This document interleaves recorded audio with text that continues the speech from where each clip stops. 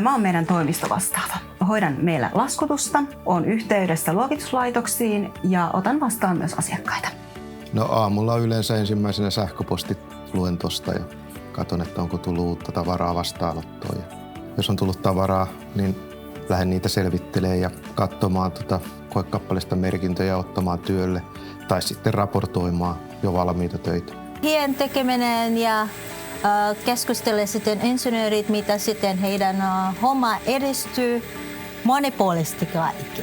Alkaa tarkistuksilla, missä työt menee, kun niitä on monta päällekkäin yhtä aikaa käynnissä. Ja sen jälkeen ruvetaan tekemään sen mukaan, mitä on valmista. Ja enemmän tuolla omalla työpisteellä puretaan näitä aamupäivän aikana tehtyjä tuloksia. Raportoidaan asiakkaalle kirjallisesti nämä tulokset. Ja se on yksi tosi tärkeä ja tarkkuutta vaativa vaihe tässä.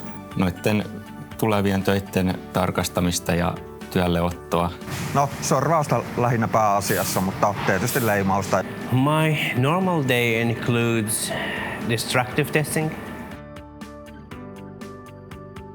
Mun työpäivässä on parasta päivän vaihtelevuus ja työkaverit. Varmastikin juuri se, että on tapahtumarikkaita päiviä, että ei ole oikeastaan kahta samanlaista työpäivää. Vaihtelee paljon. Täällä on työssä on aika hyvä työkavereet ja firma aina huolehti meillä. Monipuolisuus, koska meillä on aika laaja asiakaskunta ja toimeksiannot on ne sitten sen mukaan myöskin kaikki keskenään erilaisia. Että Saa selkeät ohjeet ja apua tarvittaessa. Vaihteluvuus ja työkaverit. Best thing about my work is the atmosphere. Monipuolisuus. Tapahtumarikas. Mielenkiintoista. kaavamainen, hyvällä tavalla. Selkeä työnkuva. Tarkkuus.